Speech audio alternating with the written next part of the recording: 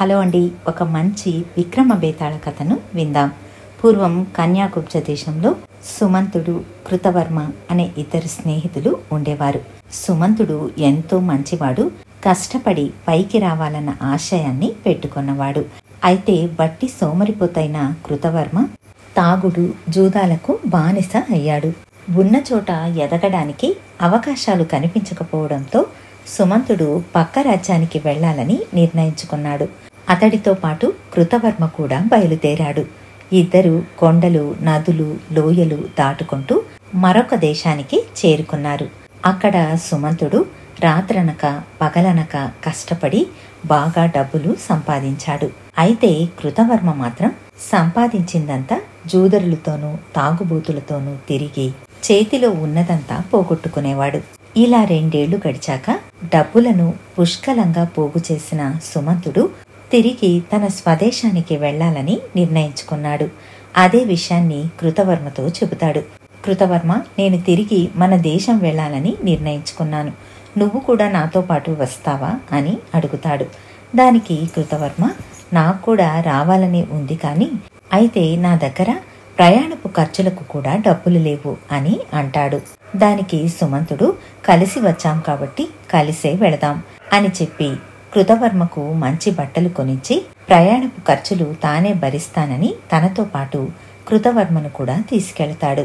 అలా ముందులాగే వాళ్ళిద్దరూ కొండలు కోనలు దాటుకుంటూ ప్రయాణం కొనసాగించారు. మధ్యదారిలో కృతవర్మ ఒక నిర్జనమైన ప్రదేశంలో సుమంతుణ్ణి చంపి పొదల పక్కగా శవాన్ని ఈడ్చి అతడి వద్ద ఉన్న డబ్బంతా తీసుకుని ఏమీ తెలియనట్లు తన దేశాన్ని చేరుకుంటాడు. ఆ ఊరిలోని ప్రజలు సుమంతుడు ఎక్కడా అని అడిగితే, అయ్యో అతడి గురించి ఏమడుగుతారు, ఆ దేశానికి వెళ్లిన వెంటనే సుమంతుడు పూర్తిగా మారిపోయాడు, చెడు అలవాట్లకు బానిస అయ్యాడు, దారి ఖర్చులకు కూడా డబ్బు లేకపోవడంతో అక్కడే ఉండిపోయాడు అని చెప్పాడు. అయితే కృతవర్మ మాత్రం ఏమాత్రం మారలేదు. అతడు సుమంతుడి వద్ద నుంచి తెచ్చుకున్న డబ్బునంతా పాచికలాడి పోగొట్టుకున్నాడు. ఇక తన గ్రామంలో తనకు జరుగుబాటు కాదని మళ్లీ దేశాంతరాలకు బయలుదేరాడు. కృతవర్మ తాను సుమంతుణ్ణి చంపిన కొండ వద్దకు రాగానే కృతవర్మ కృతవర్మ అని ఎవరో పిలిచినట్టు అయింది. ఆశ్చర్యపోయిన కృతవర్మ ఒకసారి వెనక్కి తిరిగి చూస్తాడు. కానీ అక్కడ ఎవరూ కనిపించకపోవడంతో అది తన భ్రమే అనుకుని ముందుకు సాగుతాడు. కానీ మళ్లీ అతడికి తనని ఎవరో పిలుస్తున్నట్టు వినిపిస్తుంది. ఈసారి వెనక్కి తిరిగి శ్రద్ధగా చూస్తాడు. ఆ పిలుపు పొదల వైపు నుంచి వస్తోందని గ్రహించి అక్కడికెళ్ళి చూస్తాడు. అక్కడ అతడికి ఒక అస్థిపంజరం కనిపిస్తుంది. నిర్ఘాంతపోయి చూస్తున్న కృతవర్మతో ఆ అస్థిపంజరం, కృతవర్మ, అప్పుడే మర్చిపోయావా నన్ను?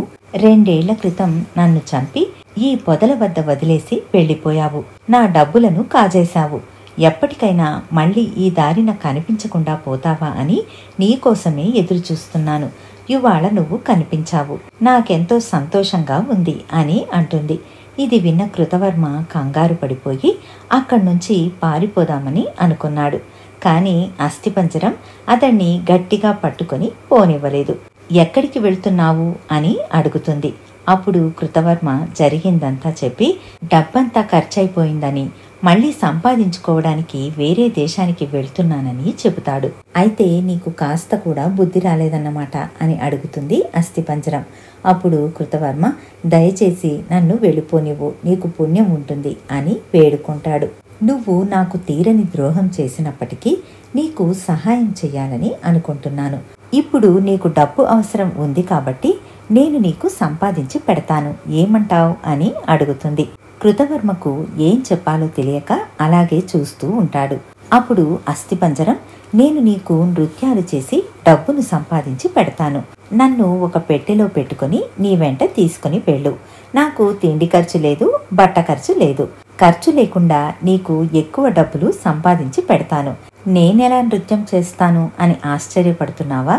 ఇదిగో చూపిస్తాను చూడు అంటూ అస్థిపంజరం అడుగులు వేస్తూ రకరకాల నృత్యాలు చేస్తుంది. చూసావా కృతవర్మ, ఇప్పటికైనా నీకు నమ్మకం కుదిరిందా?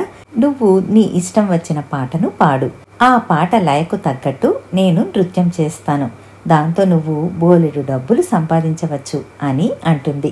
కృతవర్మ ఆనందానికి అవధులు లేకుండా పోతుంది.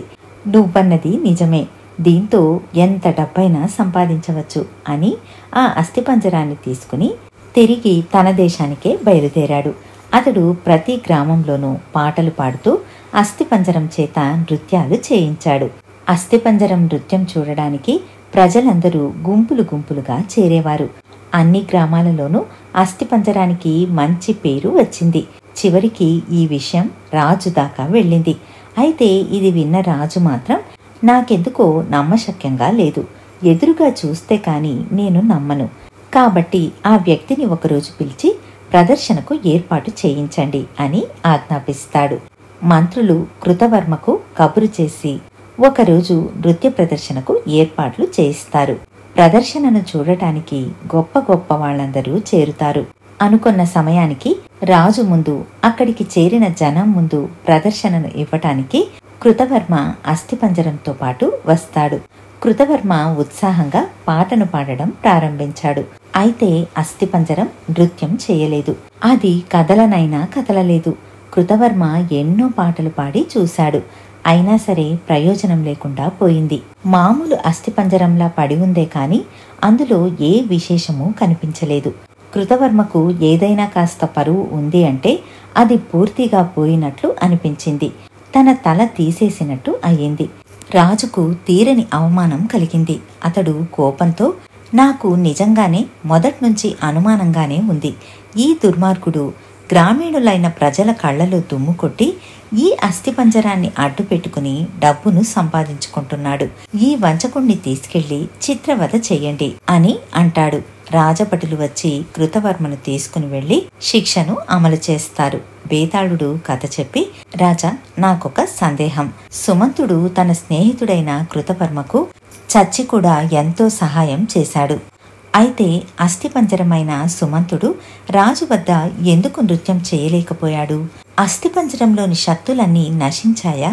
ఈ ప్రశ్నకు సమాధానం తెలిసి చెప్పకపోతే నీ తల 1000 ముక్కలవుతుంది అంటాడు. దానికి విక్రమార్కుడు, సుమంతుడు అస్థిపంజరంగా మారి కృతవర్మ కోసం చూసింది అతడి మీద ప్రేమతో కాదు, అతడిపై పగను తీర్చుకోవటానికి. అస్థిపంజరంగా మారి డబ్బులు సంపాదించి పెట్టి రాజు ఎదుట అస్థిపంజరం నృత్యం చేయకుండా ఉండటానికి కారణం రాజు అతడిని శిక్షించాలని.